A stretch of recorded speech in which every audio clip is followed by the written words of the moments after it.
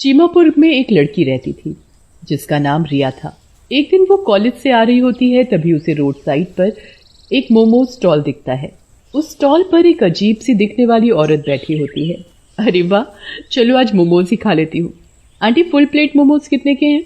मोमोज वाली रिया को घूर घूर कर देखने लगती है और कहती है 40 के फुल, 20 के हाफ। ये मोमो वाली इतनी अजीब सा लुक क्यों दे रही है? खैर, मुझे क्या, मुझे तो खाने से मतलब है। कौन सा मुझे इसे लेकर घर जाना है। एक प्लेट लगा दो। मोमोज वाली रिया को मोमोज देती है। अरे आंटी, ये मोमोज की शेप कैसी है? बड़ी फनी शेप है। आपने नया नया काम चालू किया है क्या? हाँ। मोमो वाली कोई एक्सप्रेशन नहीं देती और रिया को एकटक देखती रहती है। ये बर्ताव रिया को बहुत अजीब लगता है। वो अब कुछ संकोच कर रही थी। फिर रिया मोमो खाने पर कंसंट्रेट करने लगती है। वो 2-3 मोमोज ही खा पाती है कि खाओ खाओ, चाव से खाओ, पता नहीं फिर कब खा पाओगी। और रिया को घूरने लगती है। अब रिया को मोमोज वाली के बर्ताव से डर लगने लगा था। रिया मोमोज वाली को 50 का नोट देती है पैसे कटवाने के लिए। लो आंटी, पैसे काट लो। मोमोज तो पूरे खाओ पहले, पैसे भी काट लूंगी। नहीं आंटी, घर के लिए देर हो रही है मुझे। आप ये लो, पूरे पैसे रख लो, मैं चलती हूँ। रिया वो नोट वहीं स्टॉल पर रखकर मोमोज वाली से नजरें चुराते हुए आगे बढ़ जाती है। कुछ दूर आगे चलने पर रिया पीछे पलट कर देखती है तो वो मोमोज वाली अपने चुड़ैल रूप में रिया को घूर रही थी। ये देखकर रिया बहुत डर जाती है। रिया जल्दी जल्दी कदम बढ़ाने लगती है। वो रोड क्रॉस कर ही रही होती है कि सामने से एक ट्रक तेज स्पीड में आता है। जब तक रिया खुद को बचा पाती, ट्रक से उसका एक्सीडेंट हो जाता है। रिया खून से लथपथ रोड पर पड़ी होती है, जिसे देखकर वहाँ भीड़ इकट्ठी हो जाती है। अरे कितना खून बह रहा है इस लड़की का, कोई इसे हॉस्पिटल में एडमिट करवाओ। भला इन पुलिस के झमेले में कौन पड़ेगा है भाई, एक्सीडेंट केस है, बार बार थाने कौन जाएगा अपना काम छोड़ छाड़ के।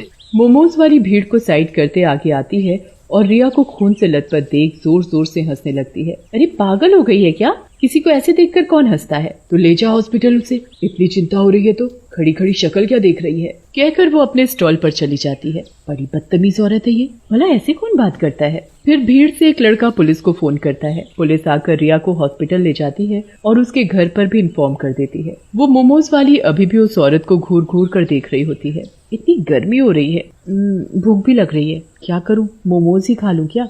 फिर औरत मोमोज वाली पर जाती है। ए मोमोज वाली, हाफ प्लेट मोमोज लगा दे। मोमोज वाली उसे मोमोज देने लगती है पर घूरना बंद नहीं करती। च्यूरी, मैं कब से तुझे देख रही हूँ, तू मुझे घूरे जा रही है।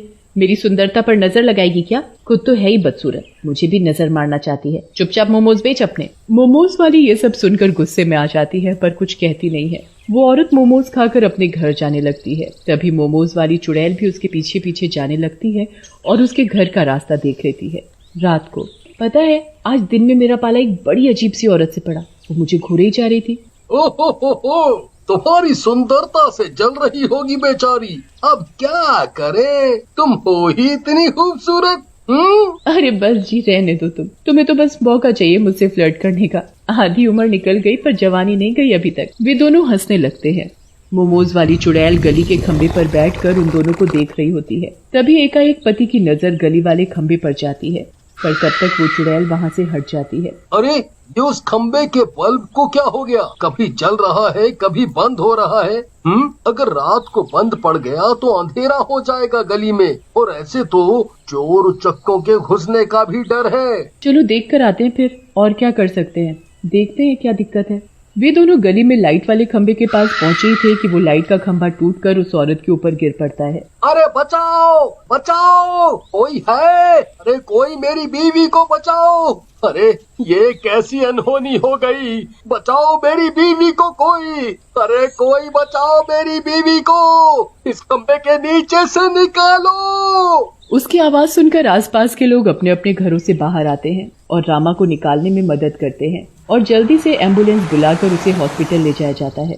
रामा बेहोश होती है और उसके सिर पर कुछ चोट आई होती है। उसी हॉस्पिटल में रिया भी एडमिट होती है।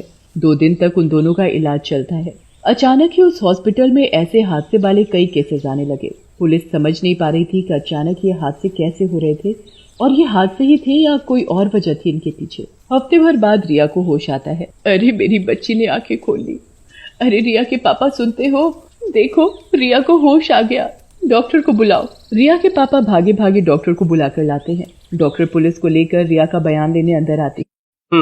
तो बेटा बताओ, उस दिन जो भी हुआ था, तुम्हारा एक्सीडेंट कैसे हुआ? रिया अभी भी काफी डरी हुई होती है। डर के मारे उसे उस हादसे को याद करने में भी दिक्कत हो रही थी। बार बार रिया के ख्यालों में उस मोमो वाली की शक्ल आ रही थी। रिया पुलिस को बयान दे ही रही होती है कि कुछ अजीब भयानक सी आहट होती है वहाँ। रिया को वार्ड के गेट के शीशे पर मोमो वाली की शक्ल दिखती है, पर इस बार वो शक्ल औरत की नहीं बल्कि एक चुड़ैल की होती है।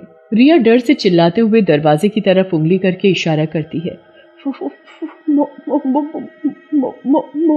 देखो इस लड़की की हरकतें, हॉस्पिटल में पड़ी है, ढंग से खड़ी नहीं हो पा रही, अभी भी मोमोज याद है इसे।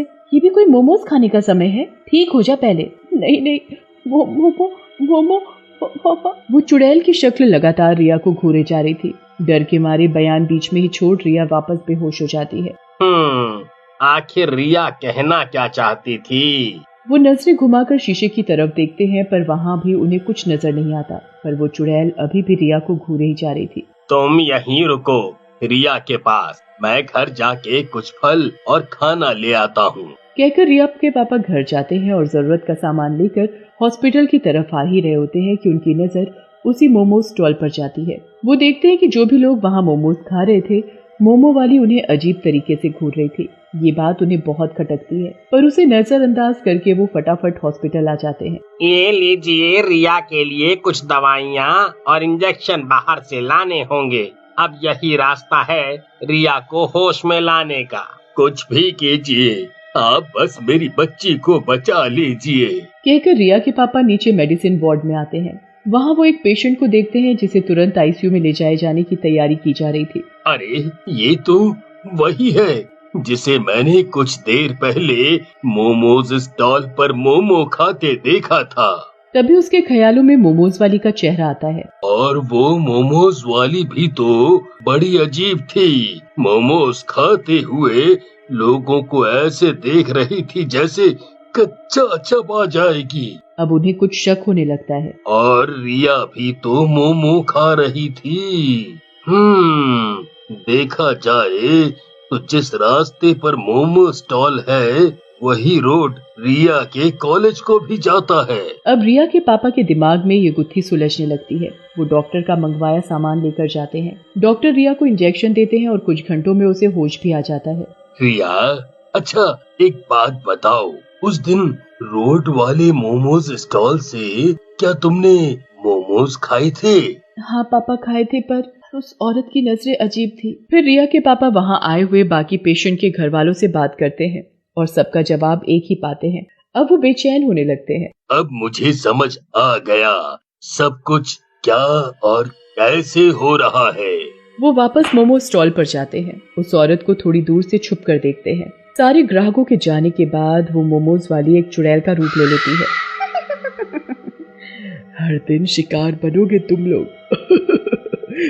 या तो मरोगे ही या मोमोज खाना ही भूल जाओगे। मोमोज क्या है दुनिया में, तहलका ही आ गया हो। अब खाओ मोमोज। ये देखकर तो मानो रिया के पापा के होश खो जाते हैं।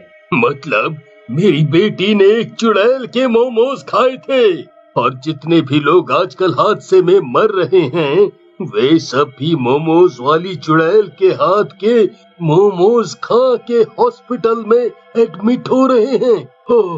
रिया के पापा उन पेशेंट्स के घर वालों को इकट्ठा करते हैं और पुलिस के साथ बैठकर सारी बातें बताते हैं। वे लोग डंडा लेकर उस जगह जाते हैं। चुड़ैल, अब तेरा असली रूप हमारे सामने आ चुका है। तेरे काले जादू वाले मोमोज खाकर हमारे घर वाले इस हालत में हैं। आज तो तू नहीं बचेगी। है? तुम लोग मेरा कुछ नहीं बिगाड़ सकते। जाओ जाकर अपने घर वालों को बचाओ जो मौत के मुंह में झूल रहे हैं। ये सुनकर वो लोग गुस्से में आ जाते हैं और डंडों से उसका स्टॉल तोड़ देते हैं और उसे भी पीटना शुरू कर देते हैं।